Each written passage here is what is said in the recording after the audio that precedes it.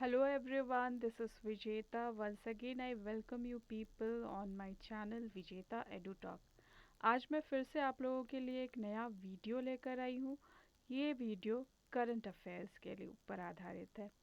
इस वीडियो में मैं आप लोगों के लिए कुछ करंट अफेयर्स के MCQ यानी मल्टीपल चॉइस क्वेश्चंस लेकर आई हूँ। So let's start with the video and check yourself कि आप कितने सवालों के जवाब सही सही दे पाते हैं।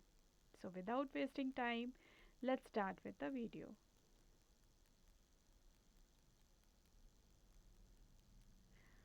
पहला सवाल है, सैन्य अभ्यास युद्ध अभ्यास भारत और किस देश के मध्य आयोजित किया गया है? पहला ऑप्शन है ऑस्ट्रेलिया, दूसरा जापान, तीसरा USA, चौथा फ्रांस। इसका सही उत्तर है USA।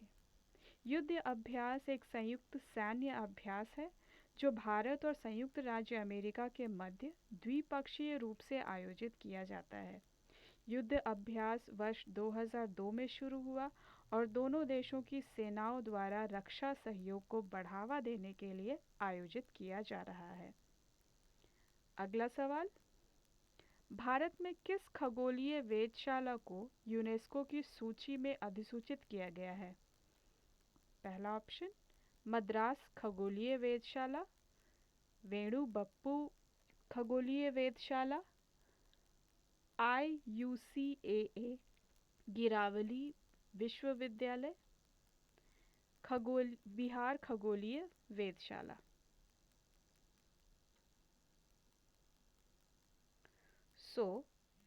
इसका सही उत्तर है बिहार खगोलीय वेधशाला। 106 वर्ष पुरानी बिहार खगोलीय वेधशाला को विश्व की महत्वपूर्ण लुप्त प्राय विरासत वेधशालाओं की यूनेस्को सूची में शामिल किया गया है। छात्रों को खगोलीय ज्ञान प्रदान करने के लिए वर्ष 1916 में लंगट सिंह कॉलेज की स्थापना की गई थी, जो पूर्वी भारत में अपनी तरह की पहली वेधशाला थी। अगला सवाल,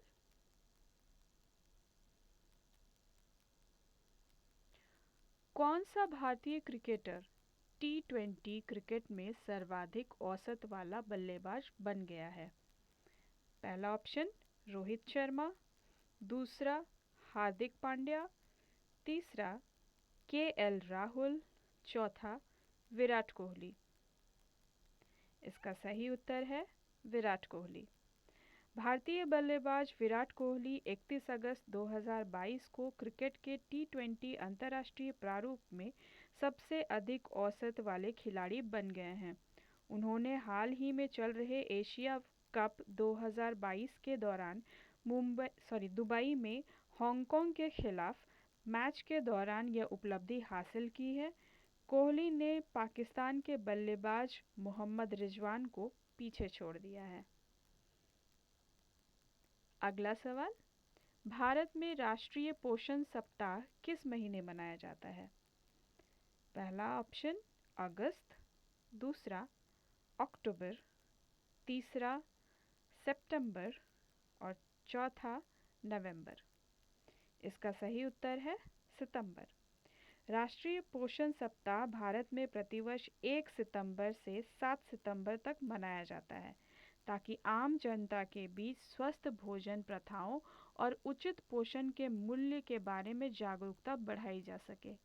इस वर्ष राष्ट्रीय पोषण सप्ताह की theme celebrate a world of flavours है ना इंटरेस्टिंग?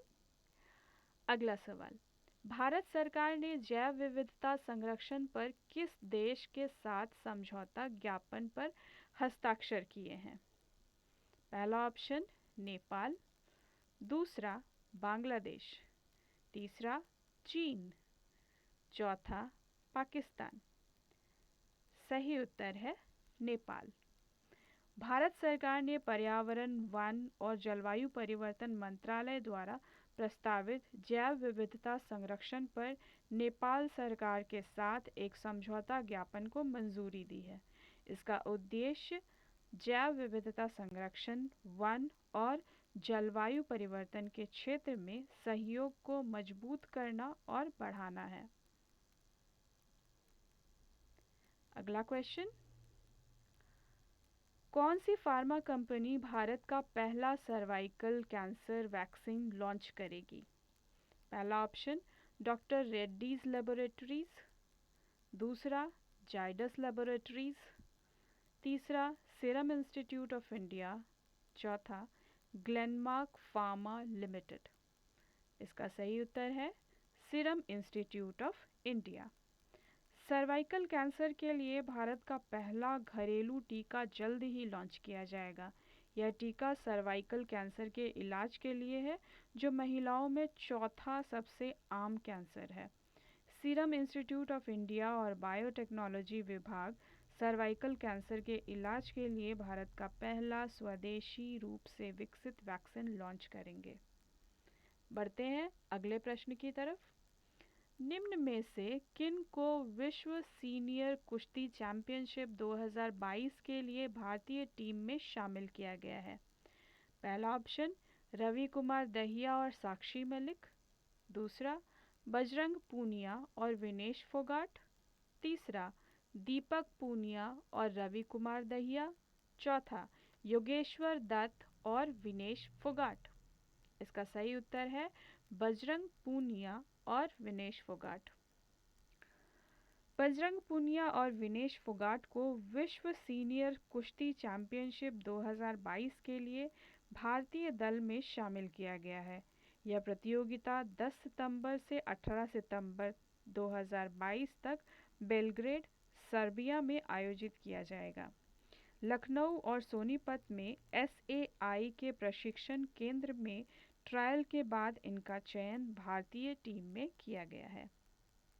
बढ़ते हैं अगले प्रश्न की तरफ। किस राज्य ने किसानों के कल्याण के लिए रूरल बैकयार्ड पिगरी योजना शुरू की है?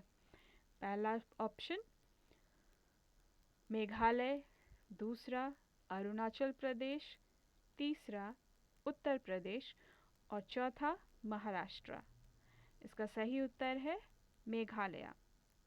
मेघालय के मुख्यमंत्री कोनराड के संगमा ने रूरल बैकयार्ड पिगरी योजना शुरू की है। इसका उद्देश्य यह सुनिश्चित करना है कि किसान विभिन्न पशुधन खेती गतिविधियों के माध्यम से एक स्थायी आजीविका अर्जित करें। सूअर पालन योजना के माध्यम से राज्य पोर्क आपूर्ति की कमी को दूर करने की योजना बनाई है। बढ़ते हैं अगले सवाल की तरफ। किस भारतीय कंपनी ने गुजरात में भारत का पहला और दुनिया का सबसे बड़ा कार्बन फाइबर प्लांट बनाने की घोषणा की है? पहला विकल्प रिलायंस इंडस्ट्रीज, दूसरा टाटा समूह, तीसरा अडानी समूह, चौथा बिरला समूह। इसका सही उत्तर है रिलायंस इंडस्ट्रीज। रिलायंस इंडस्ट्रीज के चेयरमैन मुकेश अंबानी ने 45वीं वार्षिक बैठक में गुजरात के हजीरा में भारत का पहला और दुनिया का सबसे बड़ा कार्बन फाइबर प्लांट बनाने की कंपनी की योजना की घोषणा की है। उद्योग जगत की ओर से भारत के पहले कार्बन संयंत्र का विकास उनके नए बिजनेस क्षेत्र को दर्शाता है। कार्बन फाइबर एक नए दौर का पदार्थ है जिसका उद्योग और ऑटोमोटिव क्षेत्र में कई उपयोगिता हैं। बढ़ते हैं अगले सवाल की तरफ। प्रधानमंत्री नरेंद्र मोदी ने किस सशस्त्र बल के लिए नए ध्वज या निशान का अनावरण किया है? पहला ऑप्शन भारतीय सेना, दूसरा भारतीय नौसेना, तीसरा भारतीय वायुसेना और चौथा भारतीय तटरक्षक। इसका सही उत्तर है भारतीय नौसेना। प्रधानमंत्री नरेंद्र मोदी ने 2 सितंबर 2022 को भारत के पहले स्वदेशी विमान वाहक पोत INS विक्रांत के जलावतरण के मौके पर भारतीय नौसेना के लिए नए नौसैनिक ध्वज यानी निशान का भी अनावरण किया है। नए नौसैनिक निशान से तिरंगे के साथ लगे सेंट जॉर्ज क्रॉस को हटा दिया गया है। आई होप कि मैंने जितनी भी जानकारी आप लोगों को आज दी वो आप लोगों के लिए काफ़ी हेल्पफुल रही होगी। आप लोगों ने ज़रूर कुछ ना कुछ नया आज सीखा होगा, और ये करंट अफेयर्स आप लोगों के कॉम्पिटिटिव एग्ज़ाम्स में भी आई होप कि काम आएंगे। If it is useful for you people, please like my video, share it with others, and do subscribe my channel for further videos. Thank you.